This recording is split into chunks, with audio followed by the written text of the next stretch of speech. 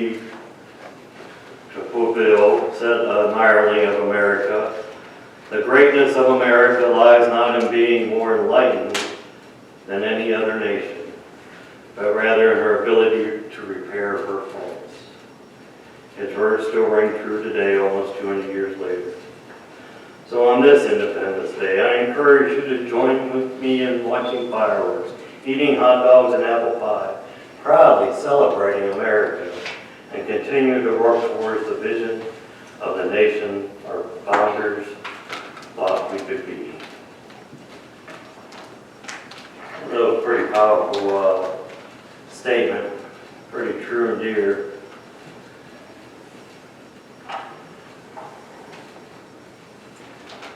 Dad had shared with me some information about 1776, and kind of hard to skip through that. I don't think I have time to read it all. I guess we'll give it a go here.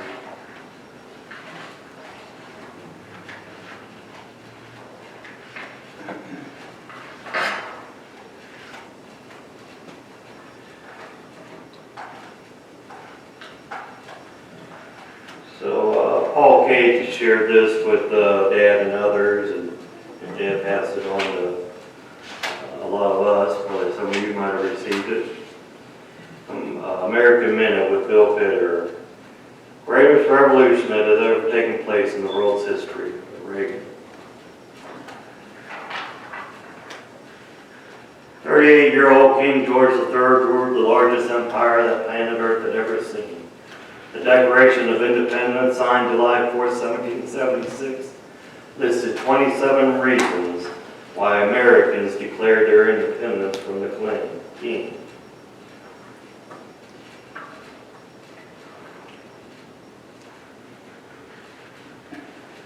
He has made judges dependent on his will alone.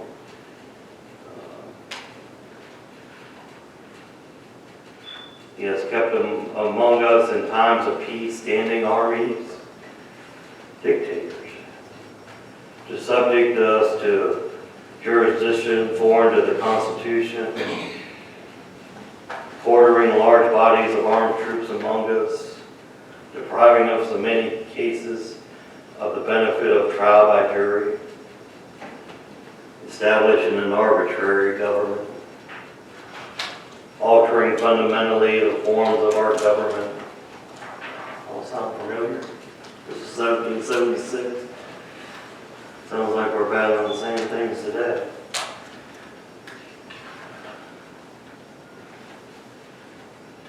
He has plundered our seas, ravaged our coasts, burned our towns, destroyed the lives of our people. He is at times transporting large armies of foreign mercenaries to complete their works of death, desolation, and tyranny.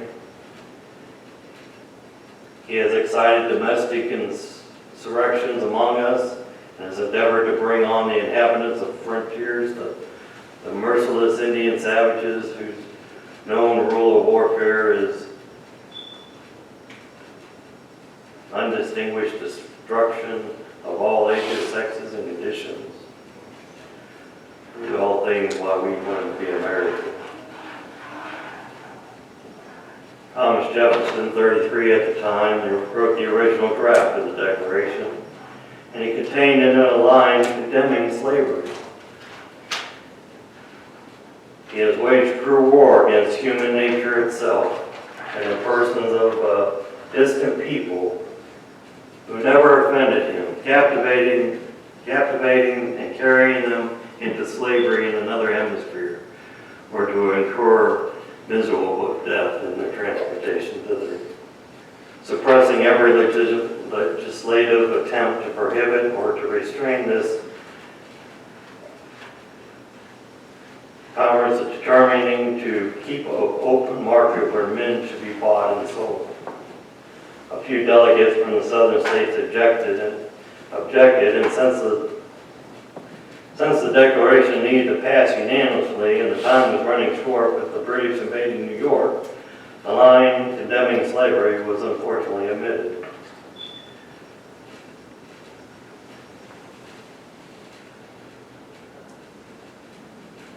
John Hancock, 39 at the time, President of the Continental Congress, signed the Declaration first, reportedly saying, "The price of my head has just doubled."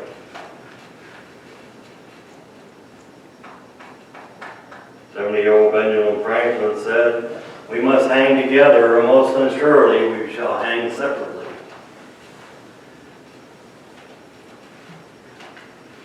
These men wrote the Declaration of Independence knowing that their lives would be in danger. They gave them themselves, just as many of you have done since.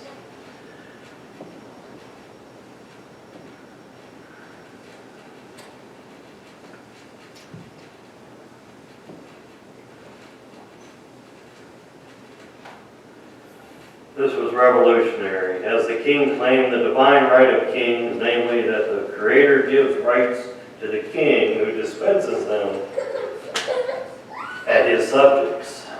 The Declaration of Independence bypassed the king, declaring that the Creator gives rights directly to all men. Many of the 56 signers sacrificed their prosperity for their posterity. Of the signers, 11 had their homes destroyed, 5 were hunted and captured, 17 served in the military, and 9 died going to war.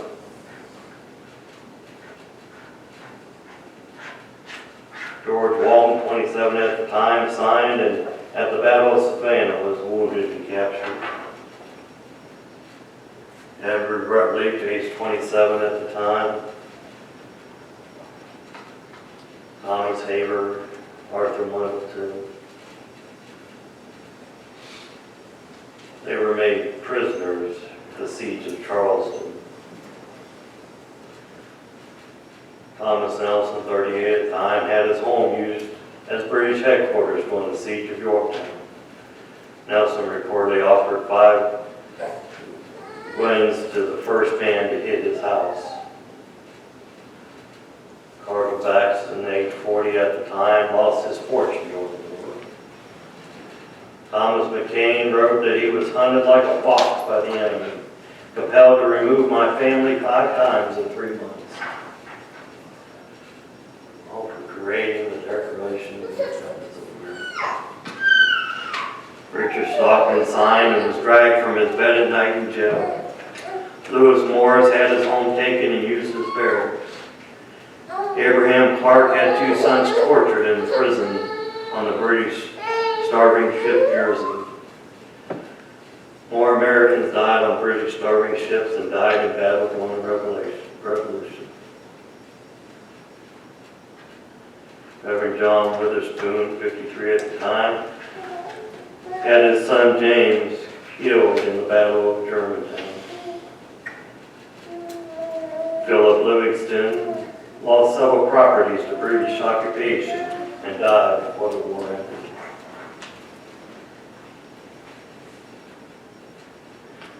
Francis Lewis, 63 at the time, was another signer. Found out that the British plundered his home and carried away his wife Elizabeth, putting her in prison. The British wanted to make an example of her, so they denied her a change of clothes, a bed, and gave her nothing but the most meager food.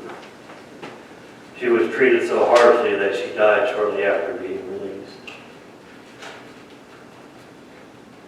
John Hart, 65, another signer, had his home looted and had to remain in hiding, dying before the war ended. John Adams wrote to his wife of the Declaration, "I am apt to believe that it will be celebrated by succeeding generations as the great anniversary festival. It ought to be commemorated as the day of deliverance by Solomon, acts of devotion to God Almighty. It ought to be solemnized with pomp and parade, with shows, games, sports, guns, bells, bonfires, and illuminations from one end of this continent to the other, from this time forward and evermore."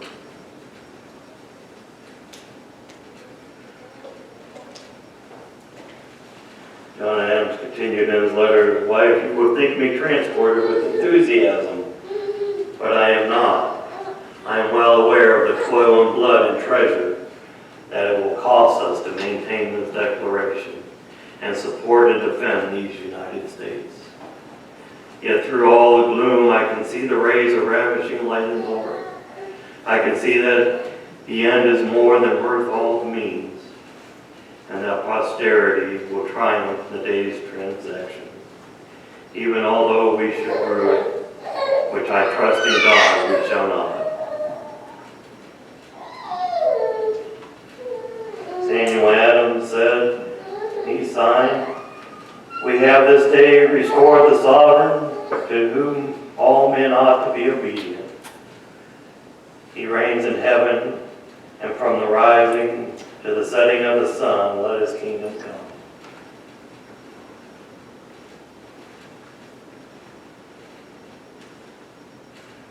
James Wilson later signed the Constitution and was appointed to Supreme Court by George Washington. James Wilson stated in 1787, "After a period of 6,000 years since creation, the United States exhibits to the world the first instance of a nation, assembled voluntarily and deciding that system of government under which they were posterity should live." Daniel Webster, "Miracles do not cluster, and what has happened once in 6,000 years may not happen again. Hold on to the Constitution, for if the American Constitution shall fail, there will be anarchy throughout the world."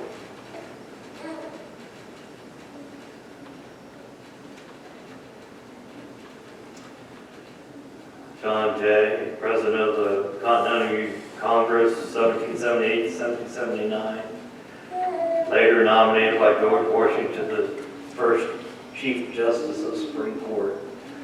John Jay wrote in 1777, "The Americans are the first people whom heaven has favored with an opportunity of choosing the forms of the government under which they should live. All other constitutions have derived their assistance from the violence or accidental circumstances. Your lives, your liberties, your property will be at the disposal only of your Creator and yourselves."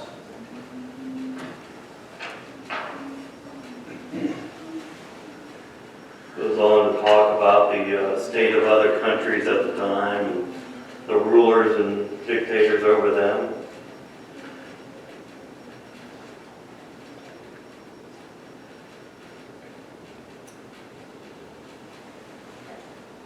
President Theodore Roosevelt in 1903.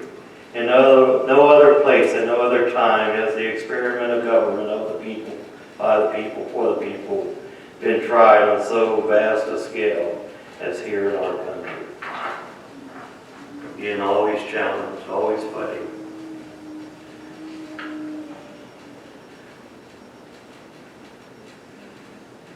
The history of government on this earth has been almost entirely rule of force held in the hands of few. Under our Constitution, America committed itself to power in the hands of the people. A king has subjects who are subjected to his will. The word citizen is Greek, and it means co-ruler, a co-regent, a co-king. A republic is where the people are king, ruling through themselves, through their representatives. America is a republic where the people get to rule themselves. When someone protests the flag, what they are saying is that they no longer want to be king. They protest this system where they participate in ruling themselves. They want someone else to rule them.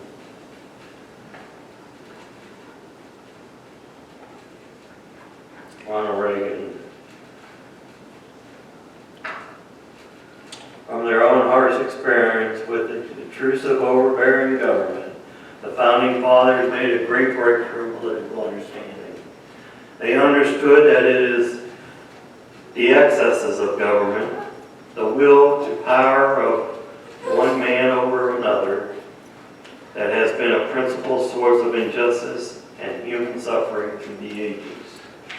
Reagan continued, "The Founding Fathers understood that only by making government the servant, not the master, only by positing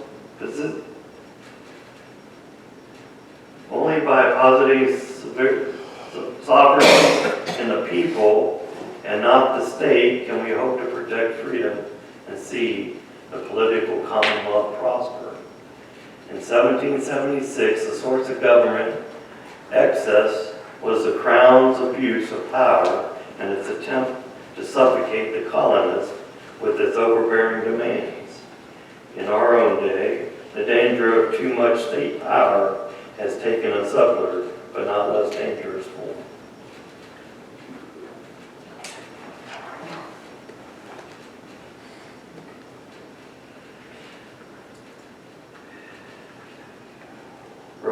Franklin Roosevelt, 1939.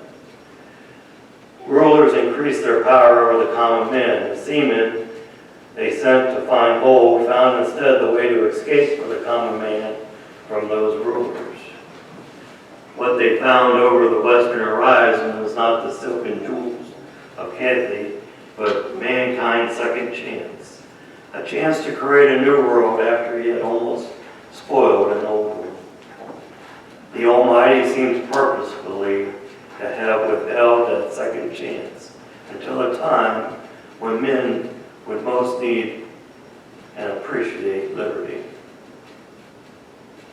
Reagan stated in '61, in this country of ours took place the greatest revelation that has ever taken place in the world's history. Every other revelation simply exchanged one set of rules for another.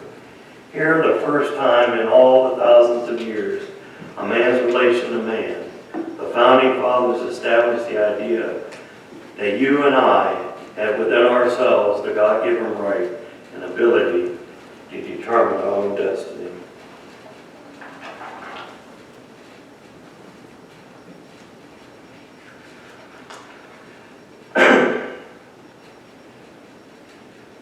Henry Howard Lodge, 1919. The United States is the world's best hope.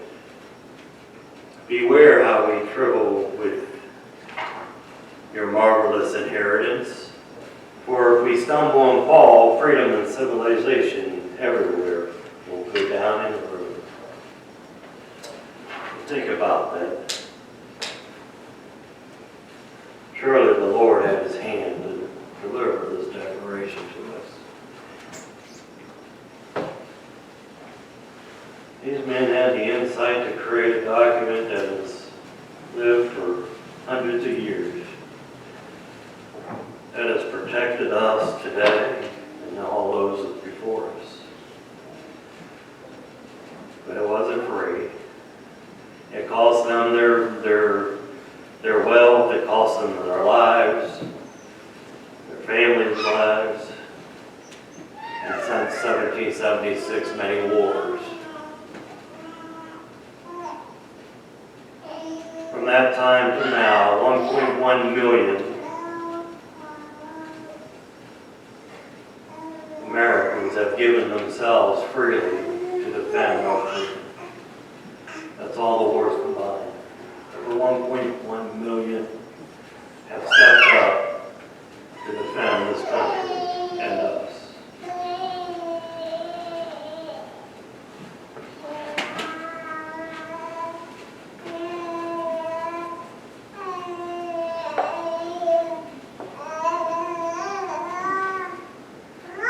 I found this prayer online. It didn't have an author, but I was going to start off with it, but I'll go ahead and share it with you now.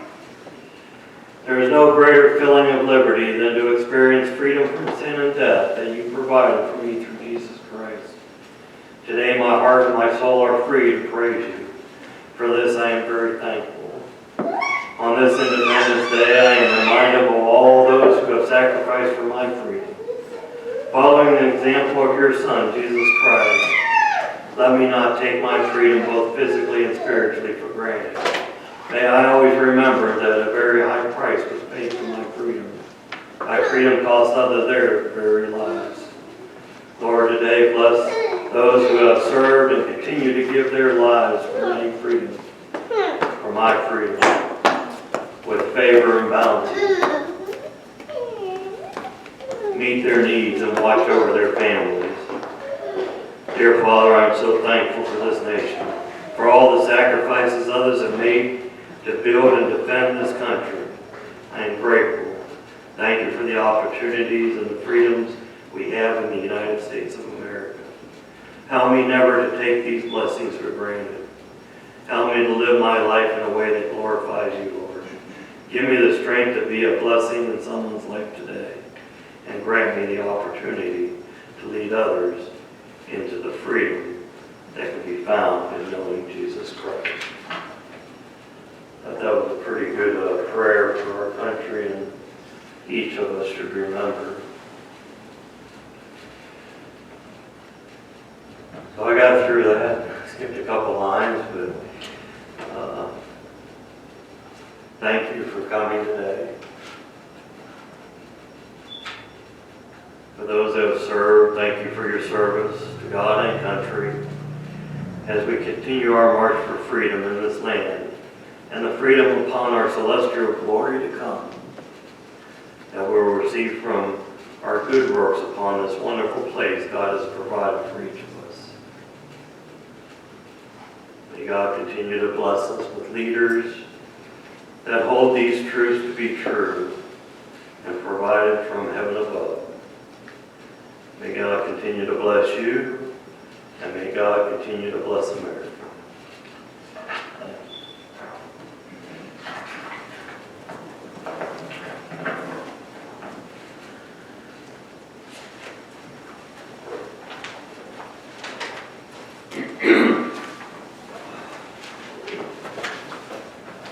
Thanks, John. I appreciate that. I want to apologize for the mistake I made there. I just didn't read the bulletin correctly. Certainly wouldn't want to cut that out. Appreciate it. You would turn down, excuse me, you're in number 83, and we'll sing the closing hymn here. Number 83, if you would please, and rise.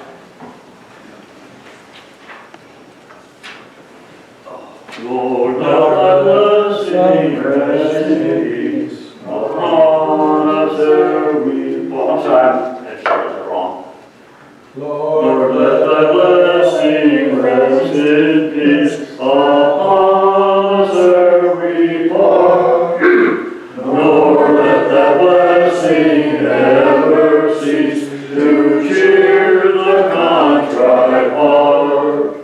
Let us go hence in deepest thought upon thy bounteous love, to find how much that love has wrought, to lift our souls above.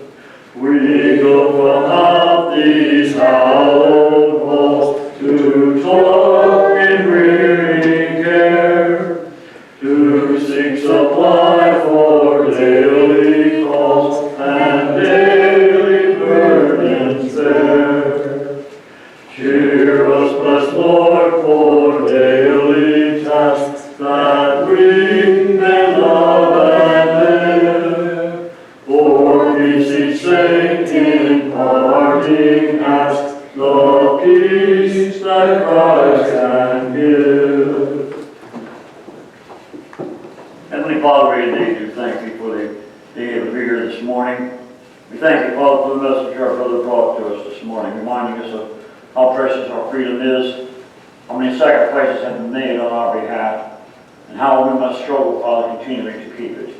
Bless us then, Father, as we would seek to serve Thee. Bless this nation.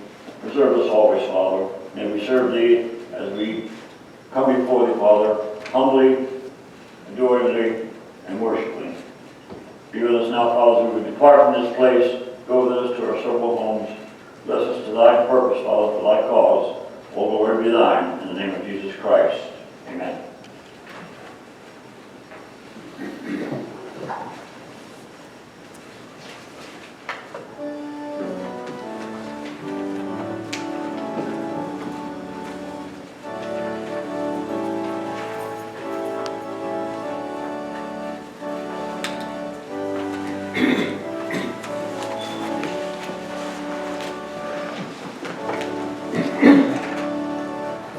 Sorry about that.